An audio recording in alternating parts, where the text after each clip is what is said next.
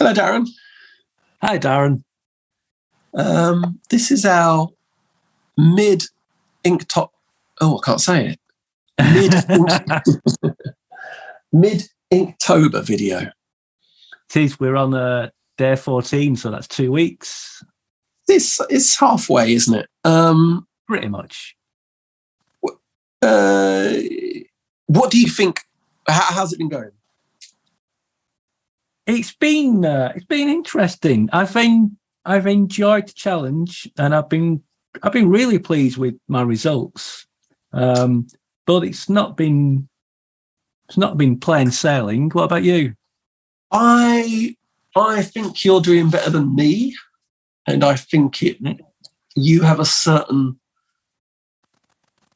playfulness that makes it work for you. And I would even go as far as saying I'm a bit inspired by you some days. You've made me think a little more outside things to find a reaction to a prompt. I would even say in one case, I pretty much did a Darren Riley drawing. So this was day one. Gargoyle. Gargoyle. I think it'd be good if we can remember the word by looking at the pictures. So should we turn the pages over together? Yeah, okay, let's go for page 2. Gargoyle. If you want to talk about any of your drawings as you... Yeah, I'm sure we can say a word or two about all of them.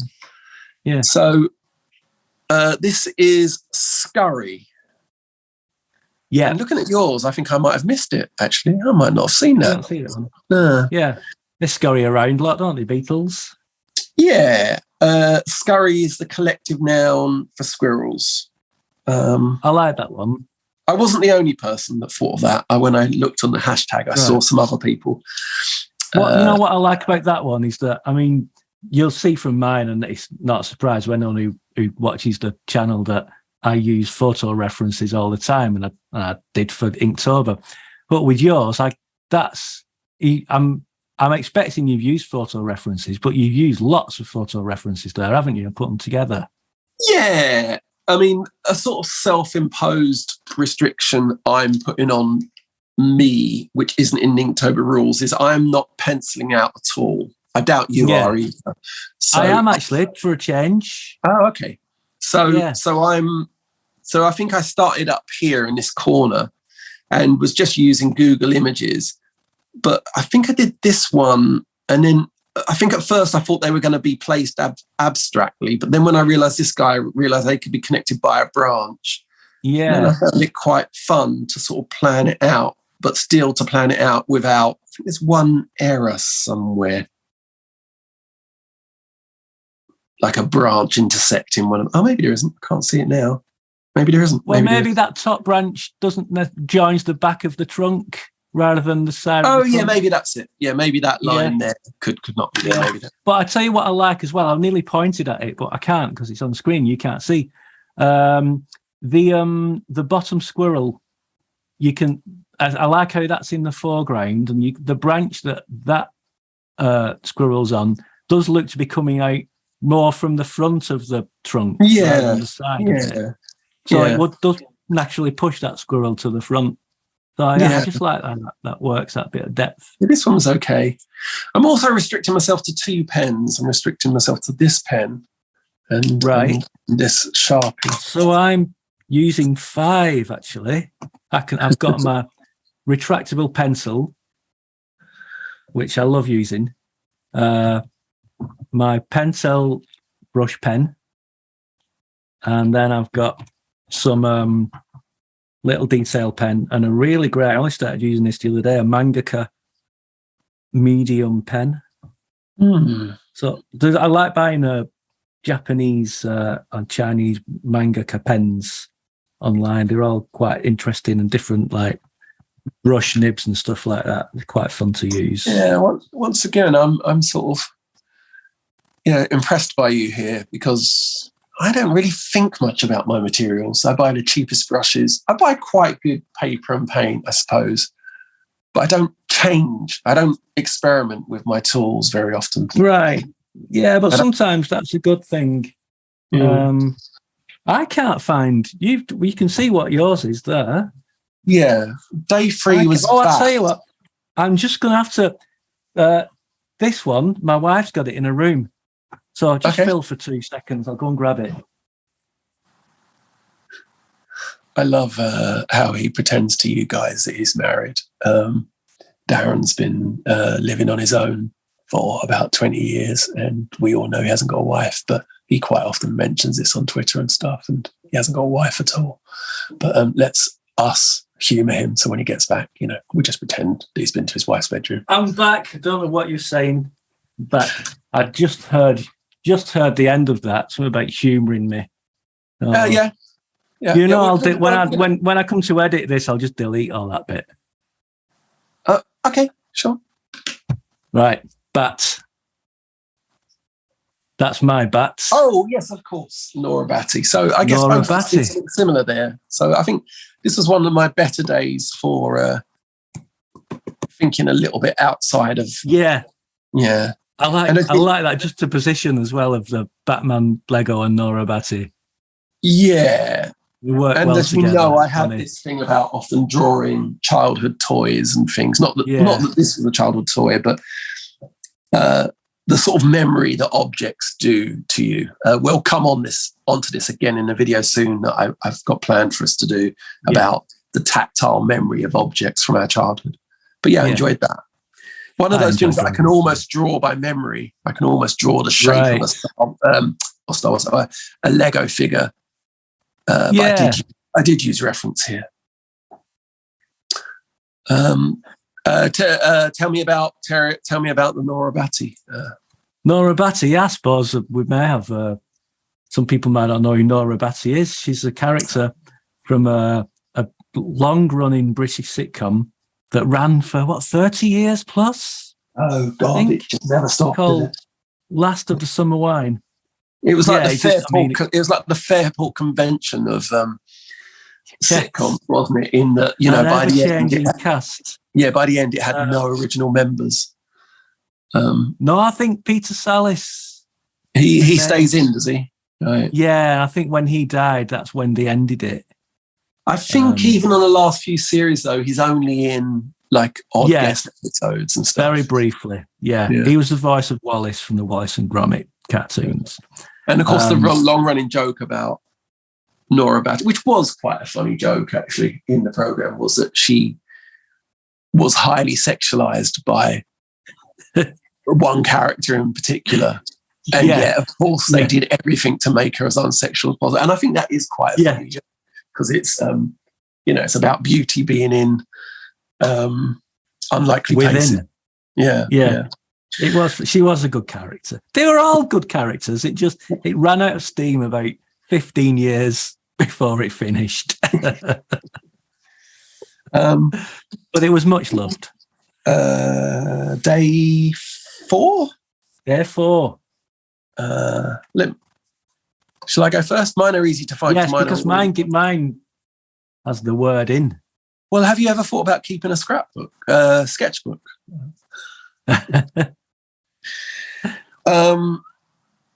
Scallop. Wallop. I actually I didn't mind on this day actually just drawing a scallop. I didn't. I mean, I think it looks like you enjoyed drawing that. Yeah, my favourite person in the world really liked this one. I've never drawn shells, but I think I might do. It looks like it's quite a fun thing to draw. One thing I've found interesting, talking about memory and childhood, which is what I'm doing quite often in drawings lately, is that using just a pen and no colour is making me use kind of cross-hatching. Yes, yeah. And this is how I used to draw all the time from about 16 through to about 21, and I was trying to develop a comic style. And there's something about just using pen, which is reminding me of that kind of drawing I did back then. Well, comic art is often derided, isn't it? It's often seen as it's the rather lowbrow cousin of the art world, isn't it? Because it's comics, kids buy it. You're just drawing. Anyone can draw. Yeah, I mean, I don't think right. Yeah, me and you definitely don't think that. No, not at all. I'm very much in awe of the economy of storytelling. I don't know. I think comic art is, well, we could do something on it in itself. Really, we could do a little video about it. But we shall do that. I mean, I'm not someone who's down Forbidden Planet all the time, and I don't buy comics very often. But I do think I owe most of my life to comics in a way. I think comics are why I draw, and comics are also really what sort of in a way led me to do music. And I still think that I think I can trace a lot of where I've ended up in life down to the fact that I brought a copy of 2000 AD in 1976 or something. Yeah. Okay, Scott, should we move on to next one? Yeah. I'm not keeping track of which day they are. This is day 5. Day 5. Oh, yeah. And day 5, you asked me in the morning if I knew what you were going to do. Yes. And you guessed straight away, didn't you? I correctly guessed that you would do Slade in Flame. Yeah. Which is what I did. If you don't know, do you think Slade in Flame needs explaining? Well, I mean, very, very briefly, easy, isn't it? Slade, British glam rock band, was best known for Merry Christmas, Everybody. Yeah. And they made a film called, was it called Flame or Slade in Flame? I think it's called Slade in Flame. I've got the soundtrack Slade in Flame. And it's surprisingly good. Surprisingly good. Incredibly gritty. There's a gangster subplot where someone gets kneecapped. It's really grimy. It is. And amazingly that they found a good actor in the band, because Don Powell, the drummer, he's really good in it. Yeah, and it's also an astounding soundtrack. It's so good. Yeah, they I mean, if you only know Slade in the way that you know a hits compilation, and if you thought, is it worth buying one other record? It's worth buying this one. Buy the album, or listen to on Spotify the album Slade in Flame. Yeah, it's quite McCartney-esque in its bittersweet melodies and its sense of ennui. It's a really, really beautiful album. See, I don't want to dwell on it because we've got few more to go through. But I listened to one of their live. They've had 4 gigs released in a box set recently, and I listened to the gig that was. It was on the tour that was promoting this film, and it is absolutely fantastic. Right. They were such a good live band. Yeah. And you were asking me about live albums yesterday, I think. And that one is well worth a listen. It's a short one. It's like 45 minutes, and that's it. And they get in and they just rock for 45 minutes and finish. And yeah, it's really, really good. Great band. And so I took your lead and did another band. I did the band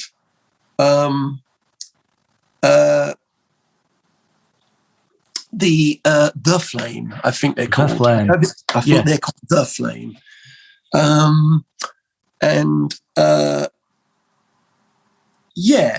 Really obscure band. I've got like a CDR copy of their one album. Right. I think are they South African? I think they're South African, The Flame. Right, okay. I knew you told me a couple of the members, so yeah. Yeah. Well, the 2 members that some people know are this guy, Blondie Chaplin, and this guy, Ricky Fatah. Now, a few people have got an amazing CV. The one that often springs to mind is Chris Spedding, being in Womble's and the Sex Pistols. Yeah, been on Sex Pistols recordings. Ricky Fattar and Blondie Chaplin both join the Beach Boys and are on their albums Holland and Carl and the Passions, and write some brilliant songs on them. But then Ricky Fattar goes on to be Stig O'Hara in the Rutles. Yeah, I mean that would do me. What did you do, Grandad, when you were young? I was in the Beach Boys and I was in the Rutles. Yeah, that's enough, isn't it? Yeah. So there you go. the Flame. Good stuff. Moving on. Okay.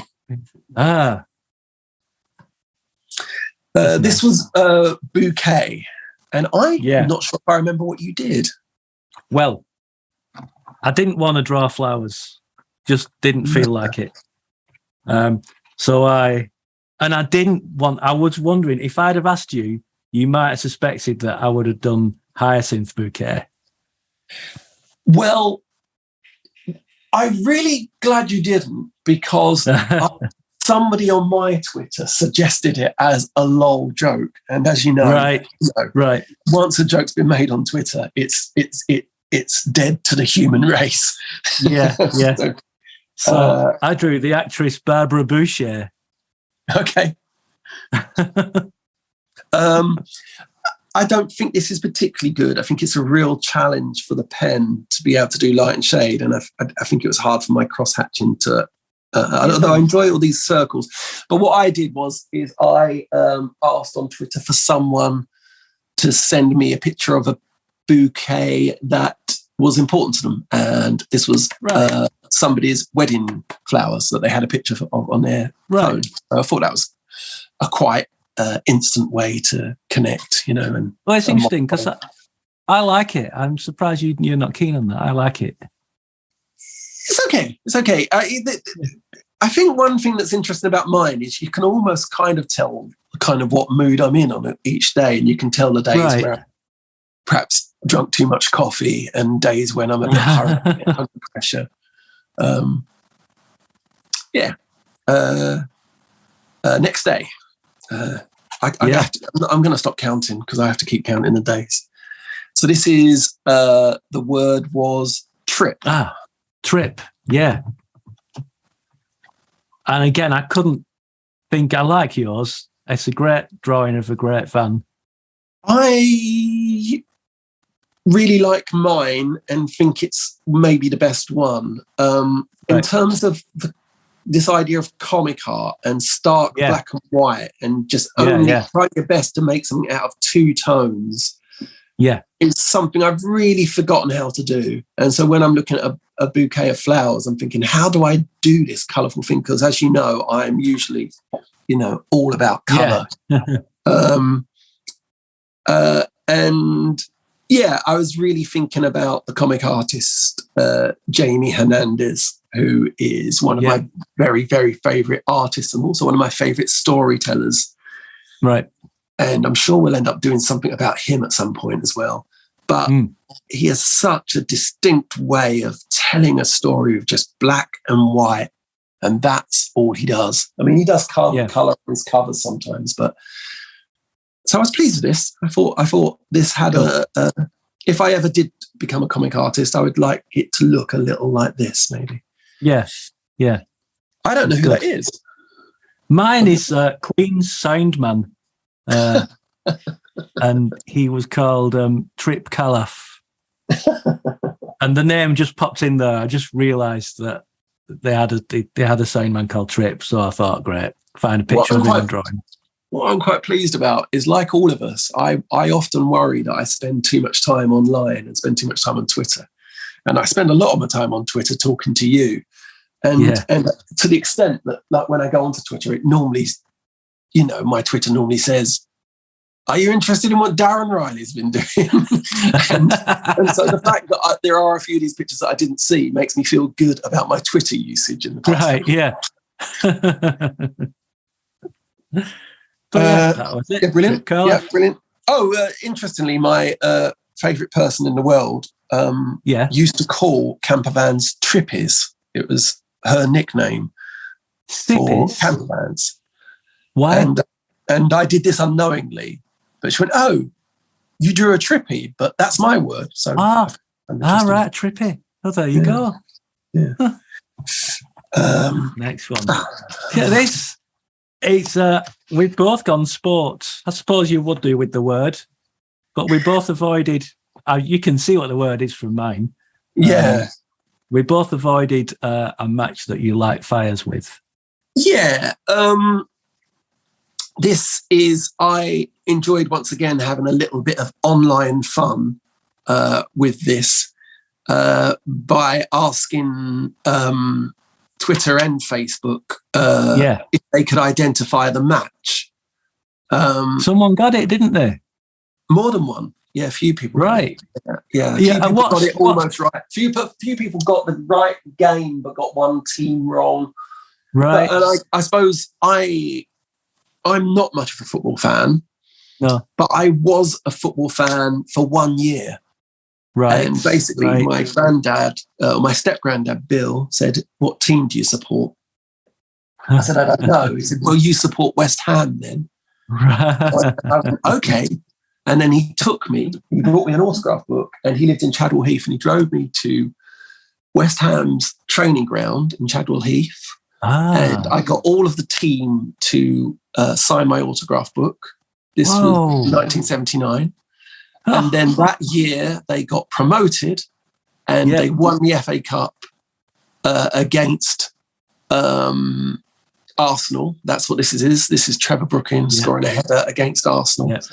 And I thought that that's what football was like. I thought you just went and got the team to sign your autograph book. They got promoted. They won every game and everything was brilliant. And as you might imagine, supporting West Ham didn't really yield the same year-on-year results. And, consequently, I became quite disappointed with football. And what I love about that drawing is that from the hair and the shorts, you can tell what era it is. Yeah. I knew it was like it's 1980. And I knew it was around that sort of time. Yeah, it's okay, isn't it? Yeah. It was done quite quickly and yet, yeah, you can. This is a grower, actually. I'm more pleased with it now than I was when I did it. Yeah. I like the way how it's obviously drawn from a photograph. And I like how photographs of football never quite tell the story quite right. Photographs of football always look a bit odd. Whereas like a drawing of football, like Roy of the Rovers, has the leg outstretched, the ball soaring across. And photos of football very rarely get that. Photographs of football show you what a muddle it is sometimes. Yeah. Perhaps more then than ever, you know.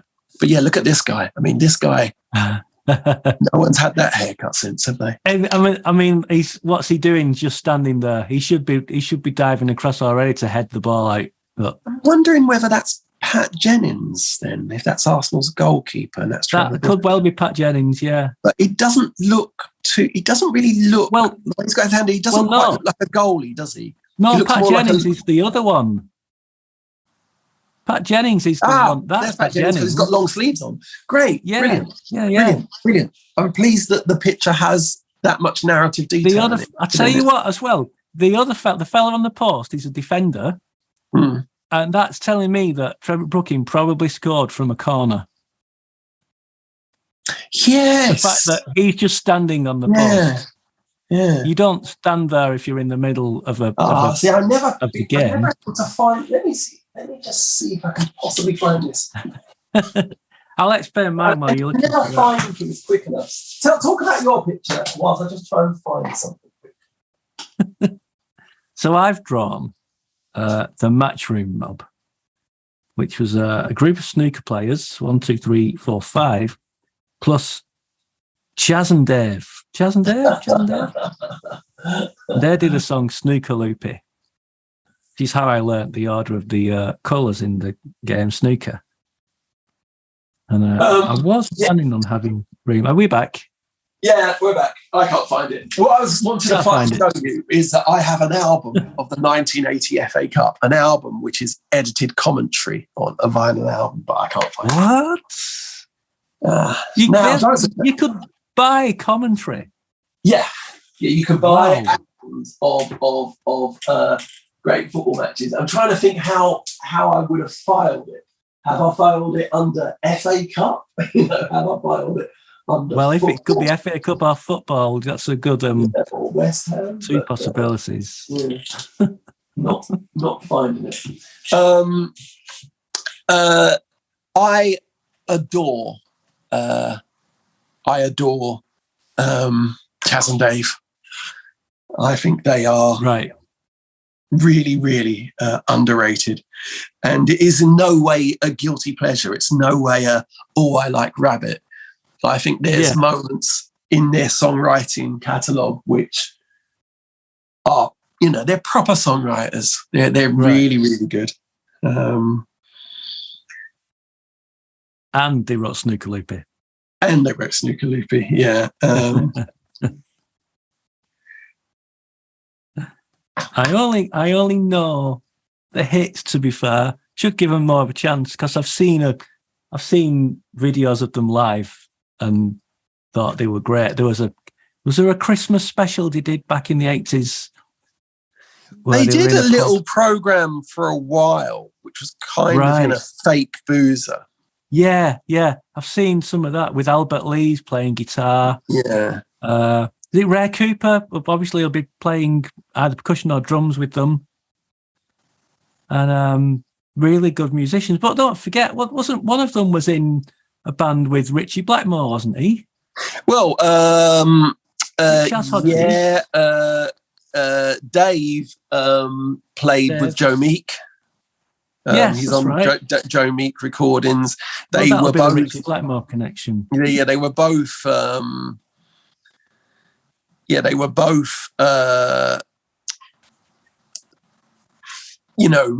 Prolific session guys. Yeah. You know the Eminem thing. Yes, I've heard that. Yeah. I mean, it's from a Lavi Siffrey track, isn't it? That they were playing. They play on Lavi Siffrey, and then that sampled on My Name Is. So Chaz and Dave are essentially playing the riff on Eminem's first bit. Good stuff. So good. Yes. That's nice. Okay, brilliant. How interesting. Yeah. That's a coincidence that we both went really heavy on the black. Yeah. I'd already decided I was going to go heavy on the ink, but I saw yours before I started mine. And I thought it was interesting. So the word was nest. And I've gone for a still from the Larry Cohen film, Cue the Winged Serpent, or Winged Serpent, if you're a fan of Only Connect. And it's where our hero, bit of an anti-hero, discovers a giant nest at the top of the Chrysler building. And the nest belongs to Quetzalcoatl, the Mexican serpent god. You're much better than me at thinking a little laterally. I'm envious of your sort of puzzle solving ability on these. I don't know. Maybe I'm just thought because I'm like, I don't just want to draw a nest. It's challenging me to think laterally because I don't necessarily want to just. No, I think you're absolutely draw right. The prompts. You should have just drawn a nest. I did. Well, you've drawn it well. Look at those chicks. I bet they're making a hell of a noise. I sometimes draw. Sometimes I have little phases, as you know, of drawing birds, and I do like drawing birds. Once again, hard without the colour, but I did enjoy really blacking it in.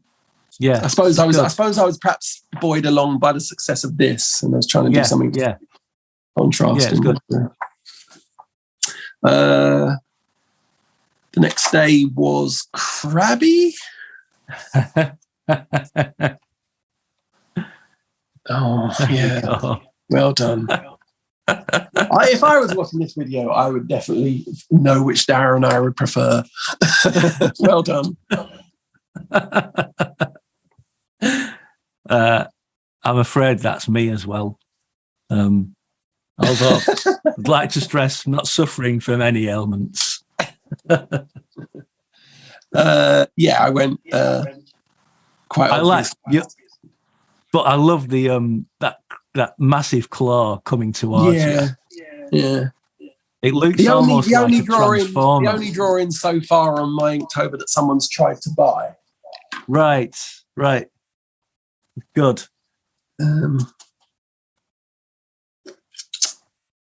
next I like one. the thick lines as well. Well, here's line the thing. weights. See, the difference between these two pens is quite pronounced. It's either that line or that line. But this is obviously good for doing in those big black areas. Yes, it's good. Oh yes. This one was fun.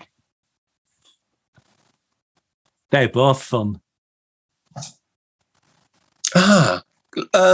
Explain yours to me. Mine is the two heroes from the film Iron Eagle, which featured Queen's One Vision, so it's better than Top Gun.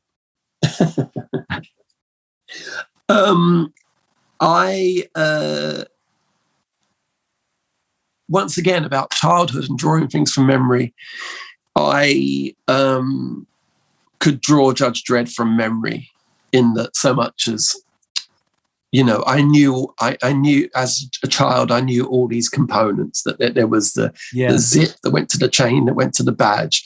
There's the arm, this shoulder pad had these long lines on, this one had the eagle, that his helmet had this shape by this shape, and nearly all the artists did this little Z shape here to denote reflection in his visor. And so I thought it was kind of interesting. Can I draw Judge Dredd completely from memory? Really good. You know what I love about that is that it's that many artists have drawn Judge Dredd, and like people will say, like, and forgive me for getting the artist wrong here, but some will say, like, I like is it Carlos Escara Judge Dredd? Yeah. Some might say I like the Mick McMahon Judge Dredd. That looks like another Judge Dredd. It's like, this is the Darren Hayman Judge Dredd. Yeah, I think in actual fact, well, the big three Dredd artists are Brian Bolland. Mick McMahon, or Mike McMahon. He wants to be known as Mick, but he became known as Mike. Carlos Escara, who created Judge Dredd, and my least favourite is an artist called Ron Smith, who also, I think Ron Smith might be on record as drawing Judge Dredd the most amount of times. Right. And if you open 2000 AD now, I think everyone is still in their shadow, really. You'll see an artist who's trying to draw like Brian Bolland, or you'll see an artist that's trying to draw like McMahon. I think we should just pause the conversation there, because I'm also thinking I'd very much like to do a whole episode about Mick McMahon. I think he also changed my life. And and later on, I got him to do one of my record covers. But let's save that for another time. Let's do that. Yeah. We need to get the viewers to make a list here and remind us what we've promised we're going to do. Well, there's only two of them, so I mean, if they can get to it's true. Next day is, go on, you find it first. Well, I did two. Oh, for format reasons. Let me get. Where is it? I'm not sure if I can find it.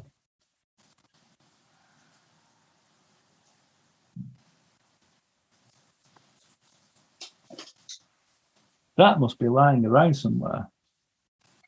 Well, let me get this the first one I did. Oh, mate, big one.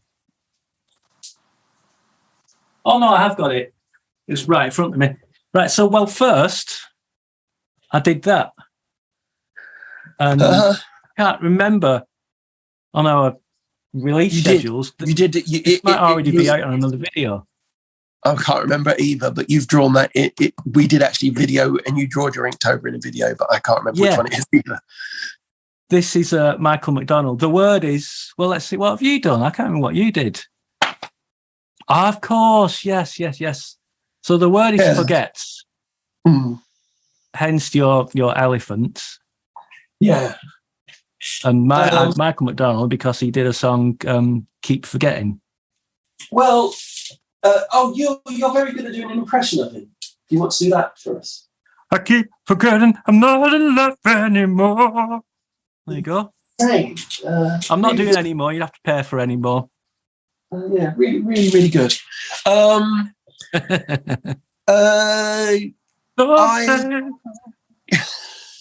Finish now. I enjoyed the last couple of days. I've enjoyed just walking around and waiting to see the thing. This is a little plastic slide that's on my estate. It's been here for about 5 years, and kids playing it all the time. And it's a sort of size thing. It's only about, I don't know, 4 foot across. So it could easily be nicked by anyone from the road. But it lives happily on the estate, and once the kids are about 2 or 3, they stop playing on it. But it's really nice. Yeah. It just moves around the estate, and I just see kids playing on it all the time. And it's a little elephant, and you sort of walk up his trunk. Yeah. And down his tail. Yeah. But actually, I was looking at it the other day, and I'm not sure whether they've got the trunk on the wrong side, because actually this looks a bit like a trunk. So I'm wondering if they've connected it together the wrong way, which might be good, because it means they've forgotten which way around. Of course. I think it's good. I think that's a kind of a companion piece to your camper van. Yeah, I like it. One problem with this pen is it smudges a bit, I've noticed. But I like this one. I like this one. I like the ones where they sometimes just float in the middle of the page, the way that the the way that the scallop did as well. Like that. Yeah, I agree. Yeah, it's got its own border, hasn't it? Yeah. So then I did, because I've been doing them all on postcards, I wanted to still do one on postcards. So I drew CeeLo Green singing Forget You, the censored version of his... this is because the song, in its original form, he says, fuck you. Is that right? He does, yeah. And it was a massive hit. Yeah. And it was wonderful to hear. When I heard that come out, I was delighted by it, because it was great to hear swearing in a song that kind of made sense. I agree. I think the song, the song had to, "Fuck You" is a really brilliant song. I think. Yeah. I mean, I think the song when he says "Forget You" is fine. It's good. Yeah. But the song when he says "Fuck You" is really brilliant, and I think that the word "fuck" is too useful to not appear in some songs occasionally. Yeah. And it was almost like, you can't censor this. Everyone knows people say that. Everyone's heard people saying that. Kids hear people saying it. I understand why they censored it. But, my 70-year-old mum loved it. It was just, it was a use of language and he was using it in the way that it's always used. I just thought it was really good. I can really imagine. What makes me chuckle as well is that it's got the N-word in it. Oh. And it's a bit of backing vocals, and it's an extremely catchy bit of backing vocals. And I kind of wonder, when they put that in, were they chuckling, knowing that people are going to be singing it, and then thinking, oh my God, it's like, it makes you feel very awkward when you get to that bit. Or did they do the go big or go home thing in that no one's going to let us have the F word in a single, but maybe we can get the N word in if they're too busy, like we'll distract them with the F word. It's not in the censored version. Oh, okay. But yeah, it's a great song, great singer. Yeah, really great. That was fun. I enjoyed that one. I was enjoying this kind of approach at this point, and we're nearly up to date now. We've only got a couple more days. Yeah. And I quite like this idea of letting the day tell me what the word was. And I had to get my new watch strap in Timpson for the next day. And the day was kind. Yeah. And I don't know I don't know how well known it is, but Timpson, the British key cutting, watch strap fitting cobblers, are absolutely exemplary in their sort of ethical reputation. They employ a lot of convicts in sense of rehabilitation. They'll dry clean your suit for you for free if you have a job application. If you can show them the job application, there's more things than that. They have leaflets in there on mental health. Just buy the cards, and they're free. You can just how to stay calm stuff. They're just such an amazing company. So I fought for kindness. I've got a friend who works at a Timpson's in a supermarket. Please don't break the spell, or are you going to? It's okay, you can break the spell. Don't what? No, I'm not breaking the spell at all. And he loves it. He loves working for them. He occasionally you might my wife sometimes takes her boots to be rehealed and stuff, and occasionally if he looks at it and says just needs a bit of glue, they'll just glue it, and it's like it's no charge. I've had them put things on for free and stuff. There's this lifetime watch battery thing they do as well. If you buy a watch battery from them, if you keep the receipt, they'll change it for the rest of your life for free. They're really good, really good. But what hell of a difficult word yesterday's was, kind. I struggled with it to come up with something, and in the end, the film Be Kind, Rewind hit me. And I've seen somewhere else, I'm not the only person to have done it for yesterday. Yeah. Really tough. Yeah, I mean, we actually haven't said this yet, but I mean, we have said it to each other that the Inktober prompts are really hard. I mean, I'm trying not to say shit, but I do think they're I mean, I just don't really understand what you're trying to get someone to do by saying the word kind.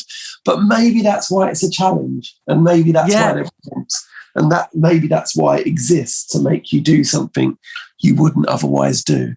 I think it is. I think they are really tough and sometimes annoying. And yesterday's was really annoying, but I think that's kind of the point. They trying to get you to think creatively. Yeah.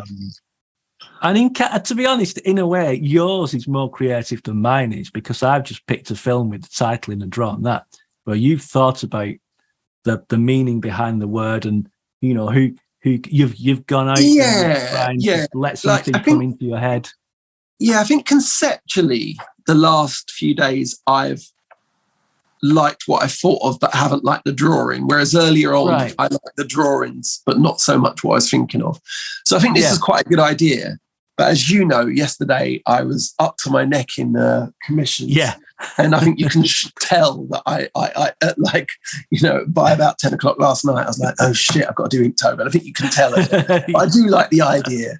And I wonder if anybody looking at it got it. Oh, I get it. I get it. Yeah, because I know Simpsons. I did say to you earlier, didn't I, that it does have that last minute energy to it. No, it does. It does.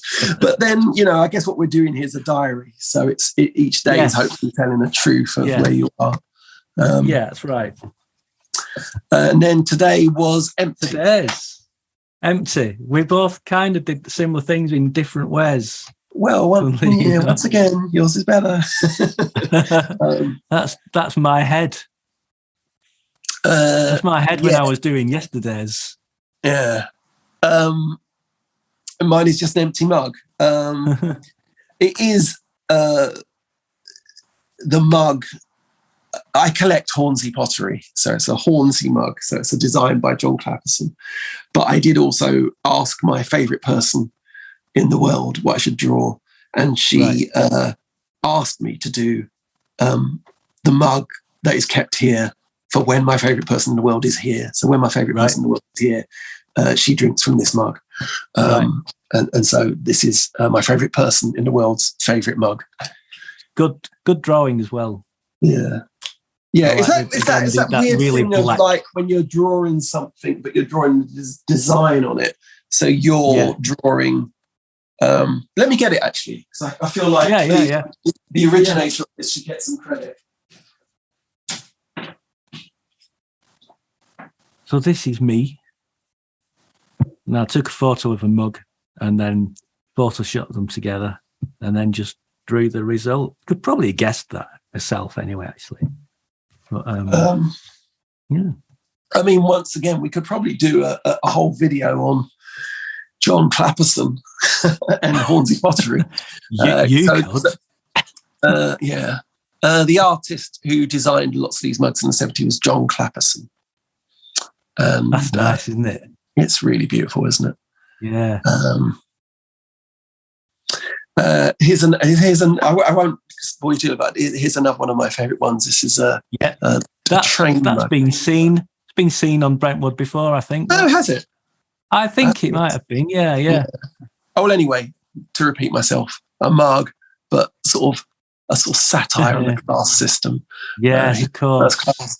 Here's second class, and of course the working class. A criminal with a crowbar. That's the other way that all the robbers are in first class. Exactly. Yeah. I mean, I don't think any of them. I mean, the only one who's perhaps flatteringly portrayed is the driver of the train. Yeah. Got that. So so that's our Inktober so far. 2 weeks in. I think if you are watching this, presumably we're going to have another attempt to put this video up quite quickly, I suppose, because it's for today. I suppose we have to, don't we? I'll try and put this up tonight. Sorry. Yeah. That's all right. But what I would say is if you are one of the two people that get to the end of this, don't feel that you have to start at the beginning. Like, start now. So start right now. Do tomorrow's prompt. And just do the second half of the month, and then tweet me and Darren. Because see that. Yeah, because quite frankly, when you look at the Inktober hashtag, mostly it's, goths. Yeah, I've not been that impressed with what I've seen on the hashtag. I've seen some really good stuff, but a lot of really boring stuff. Yeah, it's completely undiscriminating, and that's what's beautiful about it, isn't it? Anyone can do it, and everyone does. And obviously, but the internet does quite often favour a very certain. There's a certain way that people are trying to wow on Instagram, I think, sometimes. Yeah. And I doubt whether a lot of the things we're seeing are ink. I think there's a lot of CD work, isn't there? There's a lot of digital work, which they don't mind. The Inktober sort of people say, it's fine. Digital inking is kind of a thing anyway. But I want to have my rant, and I've already ranted to you about it on Sunday night. I want to rant here publicly. If you're doing Inktober and you're making up your own prompts, you're not doing Inktober. Get out. Play to the rules, people. Come on. If I've got to draw kind, you've got to draw kind. Yeah, it's kind of the point, isn't it? The point is the reason why it brings artists together, and the reason why it's making artists do things on that days is that we are, it's a unifying thing. If it's not unifying, like if you're not doing the same prompt, I mean, it's okay, I suppose. I can't quite summon up your anger, but I agree.